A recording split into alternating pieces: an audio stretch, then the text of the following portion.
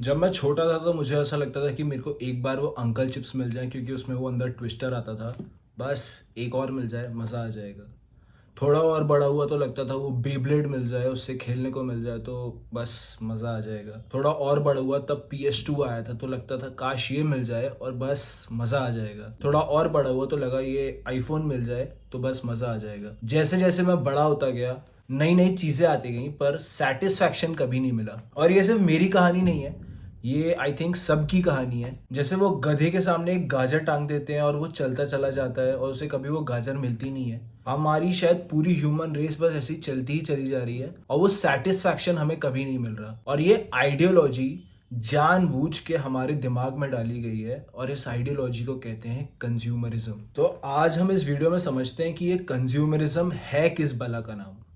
तो मैं और मेरे दोस्त जब भी बैठ के बात करते हैं तो हमारे सपने यही हैं कि BMW खरीद लें, मर्सिडीज खरीद लें, रिचर्ड मिल की घड़ी खरीद लें। और आपके मेरे भी शायद सेम ही सपने हैं। आज से 250-300 साल पहले क्या हमारे पूर्वज के भी यही सपने थे कि ये वाला धोती कुर्ता खरीद लूं, ये वाली बैलगाड़ी खरीद लूं, ये वाला घोड़ा खरीद लूं?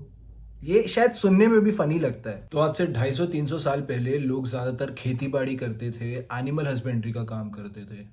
उनके पास आइकिया जैसे मल्टीनेशनल कॉरपोरेशंस नहीं थे। लोकल कारपेंटर्स और लोकल हैंडीक्राफ्ट्समैन होते थे जिनसे लोग सामान खरीदते थे। सोसाइटी विलेज बेस्ड थी और उस सोसाइटी में वही सामान बनाया और बेचा जाता था जो कि उस विलेज की जरूरतों को पूरा कर सके। तो तब के लोग अपने काम की वजह से जाने जाते थे, जैसे कि this is mister Ramesh and he is a sculptor और इस मंदिर की सारी मूर्तियां इन्होंने बनाई हैं। और आज की डेट में लोग अपनी मटेरियल पोजीशंस की वजह से जाने जाते हैं। For example this is mister Goyal, he lives in DLF Camellias and he drives a Lamborghini. तब के लोग काम इसलिए करते थे कि वो अपने विलेज की, अपने परिवार की जरूरतों को पूरा कर सकें, अपनी सोसाइटी की तरफ ड्यूटी को पूरा कर सकें और अपने काम में महारत हासिल कर सकें। और आज की डेट में हम सिर्फ काम इसलिए कर रहे हैं कि हम वो वाली कार खरीद सकें और वो वाली ट्रिप पे जा सकें। I think we have forgotten the satisfaction of creating because in our modern day jobs we are not connected to the product and service that we create. जो भी प्रोडक्ट और सर्विस हम बना रहे हैं does not feel like it is ours. और ये चीज स्पेशली इंडस्ट्रियल रेवोल्यूशन के आने के बाद, जब से कैपिटलिस्ट सिस्टम आया तब से हो रही है। तो ऐसा नहीं है कि capitalist are evil people and they only think about taking money from your pockets. Some of might them would be but not all of them are. तो कैपिटलिज्म का एक बहुत बड़ा कैरेक्टरिस्टिक है और जो कि बहुत बड़ा प्रॉब्लम भी बन जाता है कि all businesses have to think of just selling more. तो सपोज मैं एक बिजनेस ओनर हूँ और मेरा एक पर्टिकुलर प्रॉफिट हो रहा है और मैं आज के दिन ये सोचता हूँ कि यार बस मुझे इससे ज़्यादा प्रॉफिट नहीं चाहिए, तो मैं इससे ज़्यादा सेल नहीं करूँगा, बस इसे मेंटेन करने की कोशिश करूँगा। Do you know what will happen? My business will shut. Why? क्योंकि मेरा R&D रुक जाएगा और कंपटीशन इतना ज़्यादा है कि मेरा कम R&D की वजह से मेरी सेल्स कम होने लगेगी। सेकेंड चीज़, जितने भी मेरे एम्प्लॉयज़ हैं उन्हें ज़्यादा रिस्पॉन्सिबिलिटीज़ और सैलरी चाहिए होंगी तो वो मेरे कॉम्पिटिटर्स के पास चले जाएंगे, तो मेरे बिजनेस से ब्रेन ड्रेन हो जाएगा। And third thing, all the investors will leave seeing that I am not selling more. तो सारे बिजनेसेस का एक ही फंडामेंटल होता है that they have to sell more. तो कैपिटलिस्ट सिस्टम एक बहुत इंपॉर्टेंट प्रिंसिपल पे काम करता है जिसे कहते हैं इकोनॉमीज ऑफ स्केल। यानी कि आप जितना ज्यादा से ज्यादा प्रोडक्शन करोगे तो आपका पर यूनिट फिक्स्ड कॉस्ट कम होगा और आपका प्रॉफिट बढ़ेगा। तो इंडस्ट्रियल रेवोल्यूशन के बाद अब फैक्ट्रीज ने अपना प्रोडक्शन बहुत तेजी से बढ़ा दिया, पर इसमें एक प्रॉब्लम है कि लोगों के नीड्स तो लिमिटेड हैं और प्रोडक्शन बहुत तेजी से बढ़ रहा है। और इसी की वजह से अर्ली 20th सेंचुरी में एक बहुत इंपॉर्टेंट प्रॉब्लम आया कि फैक्ट्रीज के पास बहुत ज्यादा सरप्लस बढ़ गया। तो इसे हम एक एग्जाम्पल से समझते हैं कि उस टाइम पे अगर एक आदमी को सिर्फ 2 जोड़ी कपड़ों की जरूरत थी और उस एरिया में 100 लोग रहते हैं तो उस पूरे एरिया में 200 जोड़ी कपड़ों की जरूरत है। पर फैक्ट्रीज ने इकोनॉमीज ऑफ स्केल अचीव करने के लिए 500 जोड़ी कपड़े प्रोड्यूस कर दिए, यानी कि 300 जोड़ी कपड़ों का सरप्लस। और जब ये फैक्ट्रीज में सरप्लस बढ़ता चला जा रहा था तो corporates realized one very important thing, that if needs are limited then wants have to be manufactured। तो फिर क्या था, corporate started studying psychology, psycho analysis, group behaviour, identity formation, और इन सब का पर्पस एक था, टू मैन्युफैक्चर डिजायर्स। और इस टाइम पे एक बहुत इंपॉर्टेंट ट्रांजिशन आया that all the sales and advertisement transitioned from selling products to selling feelings. तो इस एरा के पहले भी एडवर्टीजमेंट एग्जिस्ट करती थी, पर उसका बेसिक काम था to bring awareness to the problem and that there is a solution that exist. पर इस एरा में the volume of production was so high, इतने सारे प्रोडक्ट थे और लिटरली इनके बीच कोई डिफरेंशिएशन नहीं था। तो मैं आपको एक एग्जांपल देता हूँ कि there are 3 soaps, Lux, Dove and Lifebuoy. ये तीनों साबुन है, इनमें मार्जिनली कोई डिफरेंस होगा, पर ये तीनों अलग अलग कैटेगरी को बेचे जा रहे हैं। और इस तरह की एडवर्टीजमेंट के पायनियर थे मिस्टर एडवर्ड बर्नेस, जिन्हें फादर ऑफ पीआर भी कहा जाता है। And he believed that humans are irrational. He said you should sell products by manipulating the masses by linking these products to their subconscious desires। उनका मानना था कि the product should be made symbols of their identity। और इसका सबसे बड़ा example है the Torches of Freedom campaign, जिसमें उन्होंने सिगरेट को फेमिनिज्म का एक सिंबल बना दिया था और सिगरेट की सेल्स स्काई रॉकेट कर दी थी। इसके ऊपर मैंने पहले भी एक वीडियो बनाया है कि वाई पीपल स्मोक सिगरेट्स, आप जाके देख सकते हैं। और फिर स्टार्ट होता है एडवर्टीजमेंट का एक डार्क एरा, जब कंपनीज ने इनसिक्योरिटी इंसान के दिमाग में डालना स्टार्ट कर दी, जिसमें कि वो प्रोडक्ट खरीदें। और इसमें एक एग्जांपल याद आता है लिस्ट्रीन का, जिसने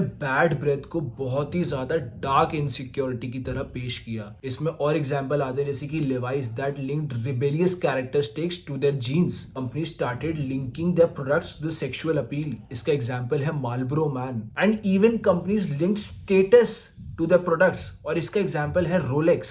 तो अब ये इमोशनल एडवर्टाइजिंग करके कॉर्पोरेट्स को कैसे फायदा हुआ ये समझते। सबसे पहली चीज, इन्होंने consumption is the only solution ये बात हमारे दिमाग में डाल दी। फॉर एग्जांपल, अगर अभी के टाइम पे मैं थोड़ा सा लो फील कर रहा हूँ तो मेरे दिमाग में सबसे पहला ख्याल आएगा कि मैं कुछ अच्छा खाने को ऑर्डर कर देता हूँ, तो maybe I will feel fine. Second चीज, they have ensured the repeat sales. For example, मैंने ये एप्पल का आईफोन खरीदा।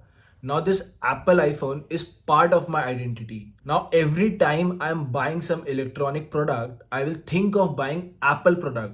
So not just I am giving them repeat sales, but I am now a lifetime customer to them. Number 3, they have eliminated the competition. अब मैं Samsung का product या किसी और कंपनी का प्रोडक्ट लेने से पहले 2 बार सोचूंगा, और इनके सबके प्रोडक्ट्स लगभग सेम होते हैं। But since Apple is part of my identity, मैं एप्पल की तरफ थोड़ा सा लॉयल हो गया हूं। And the last and the most important thing, they can charge any money from me and I will pay, because this is now a part of my identity. तो emotion based advertising करने से इन्हें तो बहुत फायदा हुआ, but इससे human race को बहुत से नुकसान पहुंच रहे हैं। First, they are making us empty. तो consumption is the only solution, ये बात इनने हमारे दिमाग में डाल दी है। And we are starting consuming mindlessly.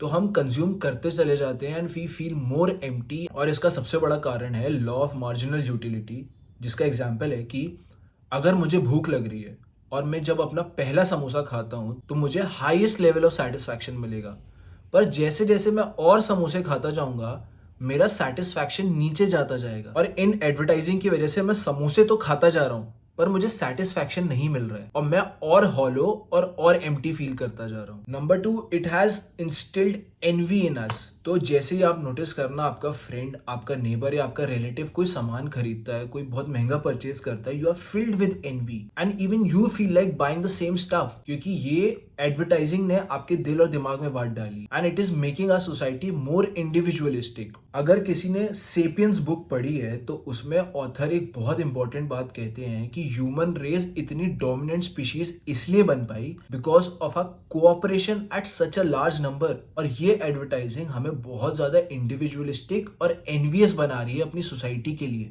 It has made our society more anxious. Problems like FOMO are at all time high. हम काम सिर्फ इसलिए कर रहे हैं so that we consume more. हमारा काम करने में कोई मन नहीं लगता। एक और बहुत बड़ी प्रॉब्लम आ गई है, द प्रॉब्लम ऑफ डेट। तो इकोनॉमिक टाइम्स की एक रिपोर्ट के हिसाब से Indians are in debt equivalent to 42% of our GDP which is non housing loan, यानी कि कार खरीदने के लिए, इलेक्ट्रॉनिक्स खरीदने के लिए loan, basically a debt to consume more. तो आजकल क्रेडिट कार्ड्स और लोन इतनी इजिली मिल जाते हैं and it is not for your convenience, it is basically given to you so that you get in a habit of consuming and spending. और हम सबको पता है कि जितने भी इन्वायरमेंटल इश्यूज से हम जा रहे हैं, इसका बहुत बड़ा कारण इंडस्ट्रियल रेवोल्यूशन है। So the amount of waste that we produce every year because of this consumption is mind boggling. तो मैंने जेमिनाई से एक प्रॉम्प्ट डाला कि of the total waste we produce annually वो कितना लैंड मास कवर कर लेगा, और उसने वॉल्यूम और कुछ assumptions लेके बताया कि of the total annual waste that we produce it is equal to covering a big city or a country like Luxembourg. तो सोचो नेक्स्ट 50 years में हम जितना वेस्ट प्रोड्यूस करेंगे वो कितना लैंड मास अर्थ का कवर कर लेगा. So how can we break this cycle? तो इसमें सबसे पहली चीज है कॉन्शियस कंजम्पशन. तो बहुत से लोगों को आपने देखा होगा जो मिनिमलिस्ट लाइफस्टाइल की तरफ जा रहे हैं, और ये काफी इंपॉर्टेंट है, और ये चीज हमें अपनी जिंदगी में भी फॉलो करनी है. इसलिए नहीं कि हम कुछ पैसा बचा पाएंगे, पर आप ये समझिए कि अगर कोई आदमी है और वो रोज आपको बेवकूफ बना के कुछ सामान बेच रहा है, तो क्या आप खरीदोगे? एग्जैक्टली यही सिचुएशन आज की डेट में आपके और मेरे साथ हो रही है कि ये बड़े बड़े कॉर्पोरेट्स हमें बेवकूफ बना के सामान बेच रहे हैं और हम खरीदे जा रहे हैं. सेकेंड चीज, हमें स्किल और पर्पस के लिए काम करना है, कंजम्पशन के लिए नहीं. तो हमारे दिमाग में काम करने का मोटिवेशन एक स्किल डेवलप करना या एक हायर पर्पस को सॉल्व करना होना चाहिए, रादर देन एक कार खरीदना या एक घर खरीदना. मैं ये बात बिल्कुल नहीं बोलूंगा कि हमें चीजें कंज्यूम नहीं करनी है, पर हमारी लाइफ उस कंजम्पशन से ड्रिवन नहीं होनी चाहिए. हमें ये बात समझनी पड़ेगी कि हमारी नीड्स बहुत लिमिटेड हैं, पर हमारी वांट्स अनलिमिटेड हैं, और जिसे हम केटर करते भी जाएं तो भी पूरी लाइफ टाइम में फुलफिल नहीं कर पाएंगे.